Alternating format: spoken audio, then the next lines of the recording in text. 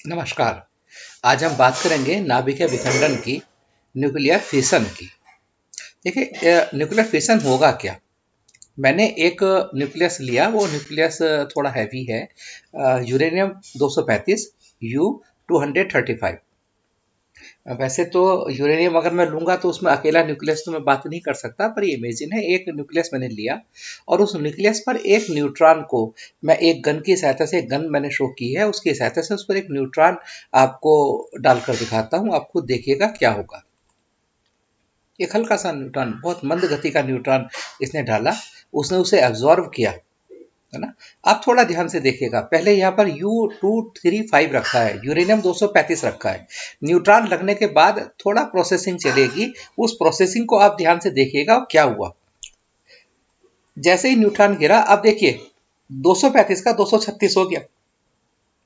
और यानी क्या हुआ, यूरेनियम 235 ने न्यूट्रॉन को एब्जॉर्ब किया और यूरेनियम 236 यूरेनियम 236 में वो न्यूक्लियस कन्वर्ट हुआ, और कन्वर्ट होने के बाद ना उसमें क्या हुआ, वो यूरेनियम टूट गया, स्प्लिट हो गया दो हल्के हल्के नाभिकों में। एक को मैं बेरियम कहूंगा, एक को क्रिप्टन, और साथ में 3 नए न्यूट्रॉन भी डेवलप हुए जो ग्रे कलर के जाएंगे अभी भागकर। ये देखिए जा रहे हैं, तो ये भागकर 2 या 3 नए न्यूट्रॉन उत्पन्न हुए। इस पूरे प्रोसेस को मैं बोलूंगा न्यूक्लियर फिशन, नाभिकीय विखंडन। यानी नाभिकीय विखंडन क्या होता है।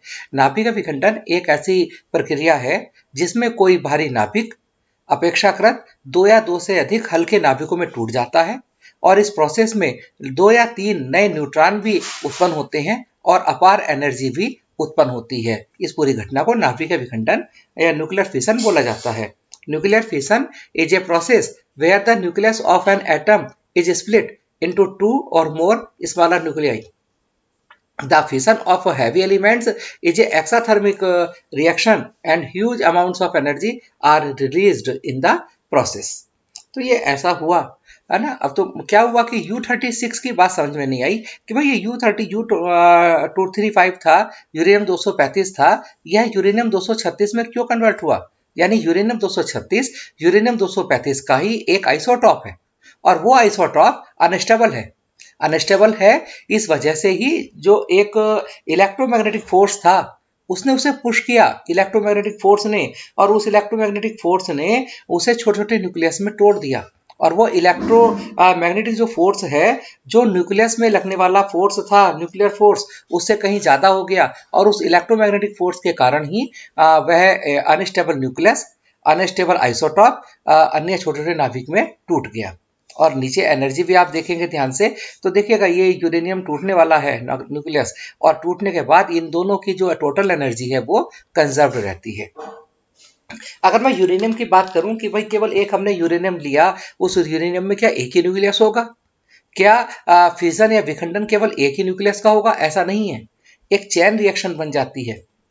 एक चेन रिएक्शन ऐसे बन जाती है कि एक बेसिकली यूरेनियम में 2 प्रकार के न्यूक्लियस होंगे, यूरेनियम 235, यूरेनियम 235, और एक होगा यूरेनियम 238।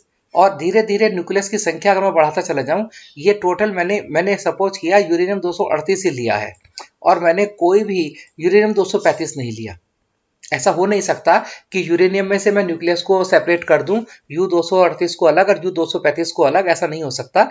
परंतु एक इमेजिनेशन हमने किया, एक हमने गन से न्यूट्रॉन निकाला। आप देखें हम कितनी बमबारी में कर रहा हूँ न्यूट्रॉन की लगातार, परंतु उसके बाद भी क्या हो रहा है, वो कोई विखंडन नहीं हो रहा है, कोई फ्यूजन नहीं हो रहा है। कारण ये U-238 जो है, ये उस न्यूट्रॉन को अब्जॉर्व कर लेता है, और अब्जॉर्व करने के बाद आप देख रहे हैं ये कन्वर्ट हो रहा है U-239 में, 239 में, एक नए आइसोटॉप में। किंतु ये इतना ज्यादा स्टेबल है कि इससे मुझे न्यूट्रॉन बनाने के लिए, एनर्जी क्रिएट करने के लिए बहुत ज्यादा एनर्जी की आवश्यकता होने वाली है, जो कि इतने न्यूट्रॉन में पॉसिबल नहीं है, इतनी एनर्जी के न्यूट्रॉन में। अब मैंने क्या किया कि यूरेनियम 235 में लेता हूं ज्यादा, और यूरेनियम 238 नहीं के बराबर हम लेते हैं। अब देखिए क्या होने वाला है।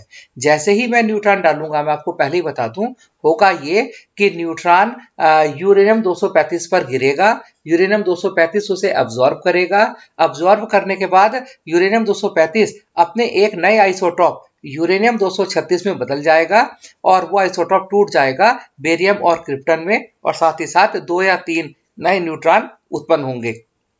वो जो न्यूट्रॉन उत्पन्न हुए हैं वो अन्य न्यूक्लियस का विखंडन करने लगेंगे, अपने अपने फिशन में लग जाएंगे। उनका जो कार्यक्रम है, देखिए आप, ये होगा।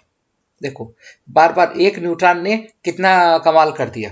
एक न्यूट्रॉन 3 न्यूट्रॉन में बदला, 3 न्यूट्रॉन अगले 6 में बदल रहे हैं, 6 से फिर 9 और 9 से फिर 12। इस प्रकार एक चेन रिएक्शन शुरू हो गई और बार बार एनर्जी की जो वैल्यूज है वो बढ़ती चली जाएगी।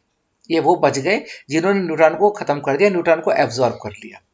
तो इस प्रकार बार बार ये प्रोसेस हम देखेंगे तो इसे चेन रिएक्शन बोला जाता है।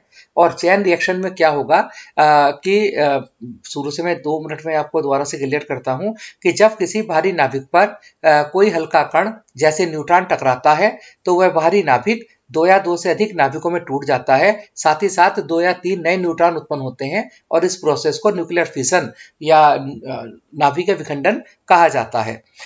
नाभिकीय विखंडन में या फिशन में जो 2 या 3 नए न्यूट्रॉन उत्पन्न होते हैं वो अन्य न्यूक्लियस का फिजन भी, विखंडन भी कर सकते हैं और इस प्रकार एक श्रृंखला शुरू हो जाती है, उसे बोलते हैं हम चेन रिएक्शन। इस चेन रिएक्शन को कंट्रोल करने के लिए हमें क्या करना होगा? हमें यह करना होगा कि जो नए न्यूट्रॉन उत्पन्न हो रहे हैं वो नए न्यूट्रॉन बिल्कुल आगे हमारे मर्जी के अनुसार आगे विखंडन में भाग ले। हम चाहें 1 न्यूट्रॉन भाग ले, हम चाहें तो 2 न्यूट्रॉन भाग लें, तभी ऐसा हो पाएगा, है ना। अगर उसे कहेंगे हम कंट्रोल न्यूक्लियर रिएक्शन, और अगर कंट्रोल नहीं होता है, अनकंट्रोल रहता है, तो वो अनकंट्रोल कही जाएगी।